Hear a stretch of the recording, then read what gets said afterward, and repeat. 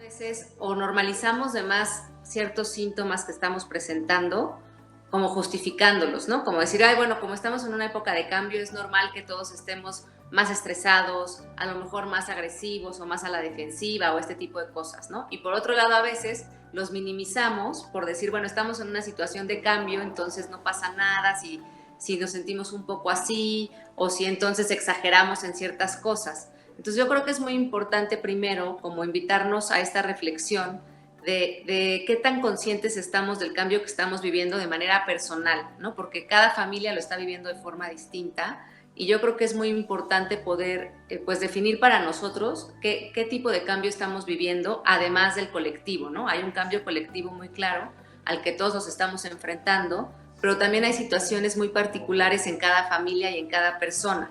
Entonces yo creo que ese es un punto muy importante porque el estrés y la ansiedad pues son sintomatologías que suelen contagiarse, ¿no? También son muy aprendidas. Entonces, hablando en este vínculo familiar, en este núcleo familiar en el que estamos ahorita todos conviviendo en casa, ya seamos docentes o padres de familia, como nos toque el rol, pues estamos todos viviendo nuestra parte personal mezclada con la de la gente con quien convivimos. Entonces sí creo que es muy importante poder como hacer un alto para distinguir entre el colectivo, mi casa y yo, en dónde estoy parado. Y de ahí entonces va a ser mucho más fácil tener mayor claridad de cómo me estoy sintiendo, de qué me está pasando, si son síntomas como por la transitoriedad de esta situación o porque realmente ya me estoy sintiendo más afectada. Lo normal vamos a entenderlo como nuestro común denominador, ¿no? Como nuestro cotidiano, como si yo por decir, si yo comúnmente suelo tener muchos cambios de humor, pues probablemente en estas circunstancias van a ser más exaltados. Y puede ser que esto es lo que yo mencionaba hace un momento, que yo lo justifique diciendo es que siempre he sido así, ¿no? O que justifiquemos a los demás como, ay, siempre ha sido un poco intolerante, entonces ahorita pues es normal. Y entonces estos matices de repente son muy fáciles de perder, ¿no? Como con esta normalidad. ¿Qué pasaría? Lo que está pasando es que siempre cuando viene un cambio tenemos que tener un periodo de ajuste, un periodo de adaptación. Y en ese periodo de adaptación, evidentemente, podemos encontrar manifestaciones conductuales, ¿no? Porque eso es lo que vamos a observar, la conducta, que sean distintas o con altibajos, ¿no? Por ejemplo, a lo mejor en casa los niños, ¿no? Los más chicos de la casa, tienen ciertos horarios para ciertas actividades y ahora tal vez les cueste mucho más trabajo cumplir con esos horarios o les cueste mucho más trabajo accesar a esta comunicación en la que a lo mejor escuchaban más antes y ahora no tanto, ¿no? Y con los adultos nos pasa un poco igual, ¿no? Nuestras rutinas, por ejemplo, a lo mejor ahora nos dormimos mucho más tarde porque nos confiamos de que pues, nos vamos a levantar a trabajar al estudio, a la sala o a donde esté nuestro lugar de trabajo hoy en día, ¿no? Y este tipo de cosas que en un principio son normales, como tú decías, por el cambio, se llegan a extender y ahí es en donde podemos encontrar una dificultad. Si yo entonces altero, por seguir con el mismo ejemplo, mi rutina de sueño y todos los días me duermo mucho más tarde, entonces obviamente estos hábitos se van a ir arrastrando y van a tener impacto en otras áreas, por ejemplo en el estrés, que el estrés pues es una respuesta física a un ambiente de tensión, ¿no? De amenaza o de tensión. Entonces, por ejemplo, físicamente mi cuerpo no va a funcionar igual si no estoy durmiendo lo suficiente. Y a eso le sumamos todo lo que tú mencionabas, ¿no? El rol de papá, de maestro, de trabajador o de todo lo que estemos haciendo, entonces se va acumulando. Y ahí es en donde ya no es normal, ¿no? Como en este periodo de transición que diríamos para adaptarnos, cambiar horarios o cambiar ciertas cosas, porque ya estoy dañando de alguna manera mis hábitos. Diferentes ocasiones experimentamos este tipo de dudas de ahora qué hago para que nos podamos volver a comunicar. Y muchas veces lo comparamos con situaciones como en las vacaciones. Cuando tenemos periodos de vacaciones todos juntos, ¿no? En casa, por ejemplo, que coinciden las vacaciones de todos por un periodo más largo de lo acostumbrado, llega un punto en el que ya nadie sabe qué hacer, ¿no? Porque dicen, pues ya de qué hablamos, cómo nos relacionamos, ya estamos aburridos, ya no sabemos qué sigue. Entonces es un poco como esta parte en la que tenemos que hacer una pausa para realmente ver qué está pasando en el grupo familiar, ¿no? En el núcleo con el que yo vivo. porque es cierto que una de las bases de todas estas circunstancias es la comunicación.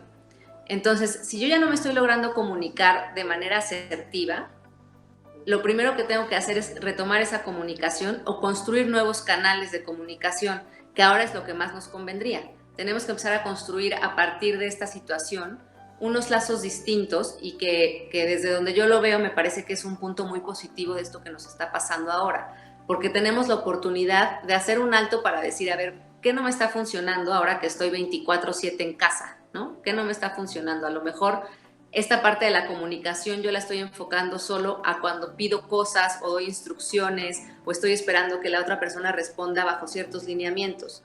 Pero no estoy tomando en cuenta que la comunicación sucede todo el tiempo estoy comunicando y todo el tiempo estoy recibiendo mensajes del entorno también de manera muy inconsciente. Entonces, una de las formas más fáciles de reconstruir vías de comunicación asertivas son estar muy consciente de lo que estoy comunicando no verbalmente, de la parte que no es verbal. Todo lo que estoy comunicando con mis actos, con mis acciones, con mis gestos. Si estoy trabajando y todo el día me estoy quejando, aunque no se lo esté diciendo a nadie, todo el tiempo estoy comunicando inconformidad, estrés, y entonces eso se transmite. Entonces, a la hora que yo quiero establecer un diálogo con mi familia, pues ellos ya están viéndome con cara de te la has pasado pésimo, ¿no? O sea, con esta cara de que traigo el estrés encima y la comunicación no va a fluir. Entonces, eso en primera instancia me afecta a mí y afecta a mi entorno. Entonces, para que yo pueda regular estas cosas, primero tengo que identificar cómo está siendo mi comunicación en todos los sentidos. Y entonces tengo esta oportunidad de reforzar el lazo familiar que va más allá del poder estar juntos o no, porque ahorita estamos todos juntos, pero cuando todo esto cambie y regresemos a nuestras rutinas y cada quien tome sus tareas cotidianas, pues otra vez va a haber como un desprendimiento familiar, que también va a ser otro proceso y es todo otro tema, pero que también va a ser otro proceso interesante y que si ahorita aprovechamos para fortalecer esta comunicación y estos lazos, nos va a ser mucho más fácil resolver cualquier otro conflicto.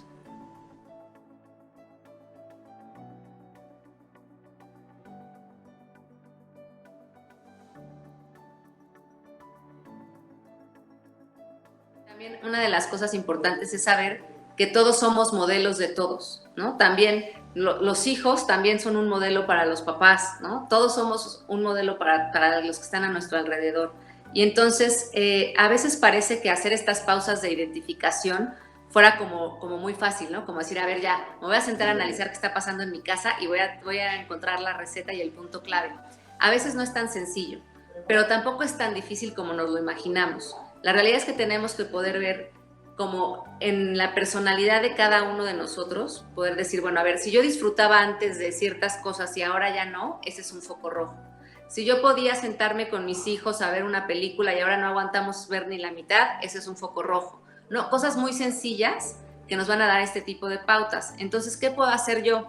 Ya que yo tenga identificadas esas cuestiones en mí y en lo que comparto con los demás, puedo entonces empezar a expresarlo de manera muy clara, como decir, oigan, ¿se han dado cuenta que antes me encantaba ver la tele una hora y ahora ya no la aguanto? Entonces, empezamos a abrir la conversación de alguna manera partiendo de nosotros y comunicando esta parte emocional a la que no estamos acostumbrados, ¿no? Porque hay muchas, por ejemplo, me pasa, ¿no? Muchos papás que me dicen, es que nosotros tenemos muy buena comunicación porque platicamos todo el tiempo. Y cuando empezamos a indagar en sus pláticas y en sus contenidos, pues todo el tiempo están platicando de la serie que vieron, de que el vecino ya hizo o no hizo, de que si el partido de fútbol, pero en ningún momento se están comunicando emocionalmente, no están compartiendo. Y también aquí viene la otra duda, ¿no? Que siempre dicen, ¿cómo nos comunicamos emocionalmente? Eso quiere decir sentarnos a decir, ay, hoy estoy muy feliz porque me fue muy bien, hoy estoy muy triste porque pasó esto, y no necesariamente, ¿no? Hablar emocionalmente también quiere decir esto, lo que a mí me está pasando y lo que yo estoy sintiendo, como antes disfrutaba estas cosas y ahora ya no. O ahora me preocupa pensar cómo vamos a regresar a la normalidad, pero pues yo creo que si entre todos hacemos un plan familiar va a ser más fácil. Ese tipo de comunicación abre muchos canales porque les estamos diciendo a los demás que también estamos sintiendo cosas, que también nos estresamos, ¿no? Pero no estamos en el estrés, en la tensión, sino en el estrés para proponer cosas y trabajarlo, y que también los vamos a escuchar, porque ese es un punto básico con los hijos. Muchas veces no se comunican porque no se sienten escuchados. Entonces, si yo no abro canales para que sean escuchados, va a ser muy difícil que esta comunicación suceda. Entonces, lo más práctico sería empezar, uno, por identificar en dónde estoy parado. Dos, qué cosas puedo compartir claramente de lo que estoy identificando en estos cambios. Y tres, cómo voy a abrir ese canal de escucha. Porque en lugar de enfocarnos en la comunicación, en la escucha. Y eso funciona generalmente muy bien. Pues siempre usar el lenguaje yo. Este lenguaje yo es muy parecido a lo que les decía anteriormente, ¿no? Es cuando hablo a partir de mí. Yo ya no disfruto esto. Oye, yo he sentido que últimamente ya no te gusta hablar con tus amigos como antes, ¿no? Porque empezamos a sondear también ahí cómo se sienten los demás sin llegar y decirle, oye, ¿qué te pasa? ¿Por qué ya no hablas con tus amigos? O por qué, ¿no? Que es luego como nos llegamos a comunicar. Y entonces perdemos el toque de la escucha emocional, ¿no? Porque cerramos esos canales.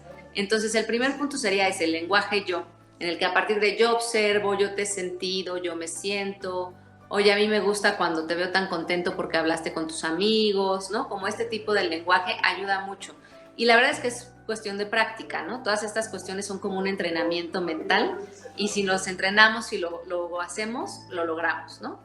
La otra pauta es que a veces los momentos, como tú decías, son difíciles de seleccionar. Cuando nosotros tenemos muchas veces estas ganas desesperadas de decirle algo a alguien más sobre lo que estamos observando, generalmente no es el momento adecuado. Porque si yo ya estoy como desesperada por decirle, le tengo que decir que se está equivocando o le tengo que decir que lo puede hacer mejor, es porque no es el mejor momento. Porque yo no voy a estar en una disposición, a lo mejor ni siquiera de la escucha, ¿no? Porque mi lenguaje corporal también va a ser como muy persecutorio. Entonces, ¿cómo medimos el momento? A partir de nosotros. Y entonces, si el primer paso es, yo siento que yo lo puedo abordar ahorita de manera tranquila, entonces dar ese paso, pero con todo el respeto del espacio del otro, porque a lo mejor en ese momento el otro no va a tener la respuesta o las ganas, ¿no?, de abordar el tema. Y a veces solemos ser muy insistentes, ¿no?, por pensar, pero si ahorita estamos tranquilos, ahorita podemos abordarlo. Si la otra persona no tiene esa disposición, también más vale decir, bueno, si no lo quieres hablar ahorita está bien, pero es algo que me parece importante que retomemos después. Se acabó, ¿no? Yo creo que esas dos claves son las más importantes para establecer estos puentes de comunicación.